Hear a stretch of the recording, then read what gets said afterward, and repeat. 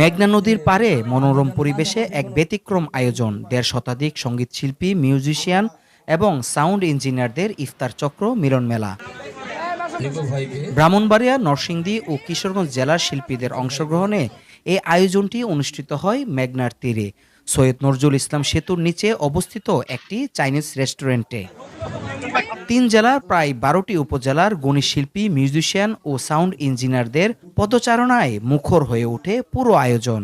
এমন ব্যতিক্রম আয়োজনে ৩ জেলার শিল্পীদের মাঝে এক আন্তরিকতা ও সৌহার্দ্যের বন্ধন সৃষ্টি করবে বলে জানান শিল্পী ও নাট্যকাররা। গুণী গুণী মিউজিশিয়ান, সঙ্গীত শিল্পী, নাট্যকার, বিভিন্ন সাউন্ড সিস্টেম, প্রত্যন্ত অঞ্চল থেকে যারা এসেছেন, খুবই ভালো লাগছে। এবং আগামী দিনে আমার মনে হয় আমরা যদি চেষ্টা করি সঙ্গীত নিয়ে আমরা আরো ভালো কিছু করতে পারবো। শিকড় থেকে আমি যখন সঙ্গীত নিয়ে গান শুরু করি তখন থেকে যাদের সাথে আমার পথচলা, তো সবার সাথে দেখা হয়ে খুব ভালো লাগছে। এমন আয়োজন যেন ভবিষ্যতে আরো হয়, তাহলে শিল্পীদের মধ্যে সৌহার্দ্যপূর্ণ যে সম্পর্ক এটা গড়ে উঠবে এবং শিল্প সংস্কৃতি আরো অনেক দূরে এগিয়ে যাবে। আসলে ব্রাহ্মণবাড়িয়া, ভৈরব এবং নরসিংদী, কিশোরগঞ্জ আমাদের পানের মানুষ।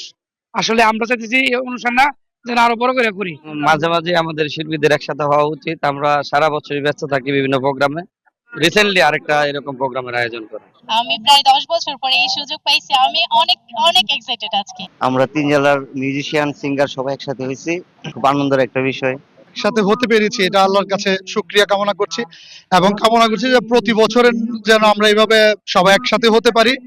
দীর্ঘদিন পর একে অপরের সাথে দেখা, তরুণদের সাথে সিনিয়রদের পরিচয়, আড্ডা আর সঙ্গীত নিয়ে নানা আলোচনা, সব মিলিয়ে এটি পরিণত হয় শিল্পীদের এক প্রাণবন্ত মিলন মেলায়।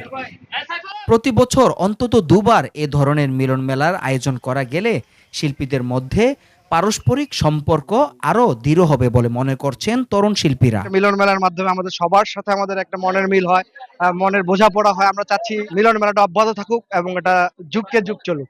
আল্লাহর কাছে এই প্রার্থনা করছি যেন আমরা সবাই একসাথে মিলিত হয়ে কাজ করতে পারি সব সময়, আর সুষ্ঠু সংস্কৃতি নিয়ে যেন আমরা বেঁচে থাকতে পারি। এরকম মিলন মেলা আসলে আমি কখনো আসা হয় নাই, এই ফার্স্ট আসছি। তো যাই হোক, খুবই আনন্দ কাটাইছি আর ভালোই লাগছে। সবাইকে দেখে খুব ভালো লাগছে। আমি চাই প্রতি বছরে এরকম একটা আয়োজন করা হোক। আমরা চাই প্রতি বছরই এই আয়োজনটি হোক। আসলে অনেক সুন্দর ছিল, অনেক ভালো লাগছে। আশা করি যেন প্রতি বছর এরকম একটা আয়োজনে আমরা অংশগ্রহণ করতে পারি। মিউজিশিয়ান বলেন, শিল্পী বলেন, তার সব থেকে বড় পাওয়া হচ্ছে টাকা পয়সা না, তার সব থেকে বড় পরিচয় সম্মান। আজকে একটি সম্মান পেয়েছি, এটা হচ্ছে আমার জীবনের একটা সাফল্যতা। বলতে এই ধরনের আয়োজন আমরা সবাই চাই। অনুভূতি সত্যি অসাধারণ।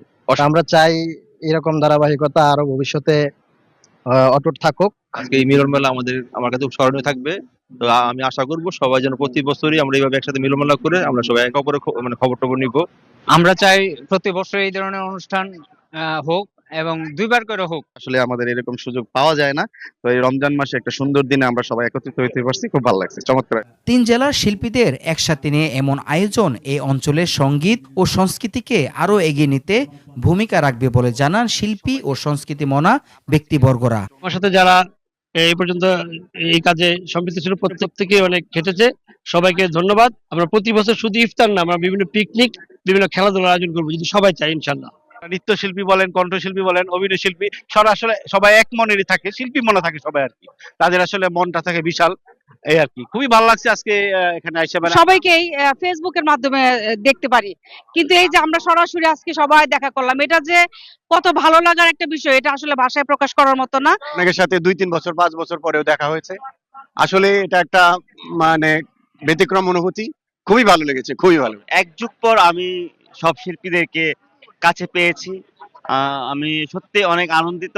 সব শিল্পীবৃন্দ একসাথে হয়েছে, আমরা অনেক এতে আনন্দিত এবং এগুলা যেন সব সময় চলে। এবং বছরে 2বার আমরা একটা গেট টুগেদার করতেই পারি, একটা বনভোজনের মাধ্যমে, একটা ইফতার মাহফিলের মাধ্যমে, এবং আমরা যদি শিল্পীদের সাথে সৌহার্দ্যপূর্ণ একটা সম্পর্ক স্থাপন হলো, এটা উত্তরোত্তর বৃদ্ধি পাক, এটা সমৃদ্ধ কামনা করি। সব সময় আমরা যতদিন আছি ততদিন যেন এটা অব্যাহত থাকে, প্রত্যেক রমজানে যেন ইফতার পার্টিটা হয়, 3 জেলার লোক যেন একসাথে হয়, সবাই একসাথে সংবদ্ধ হয়, এটা আমার কামনা। আয়োজনটা শুধু ইফতার পার্টিতে না, হয়তো অন্য কোনো উপলক্ষে, হয়তো আরো বিস্তৃত আকারে, আরো হয়তো ব্যাপ্তি আকারে আমরা যাতে করতে পারি সেই আবেগ আমি প্রকাশ করছি। মেঘনার পারে প্রকৃতির স্নিগ্ধতায় ভরা সন্ধ্যায় ইফতার আর সৌহার্দ্যের বন্ধনে একশতই গাতা হলো 3 জেলার শিল্পীরা। বশির ইসলাম বিপু, চ্যানেল এস, ব্রাহ্মণবাড়িয়া।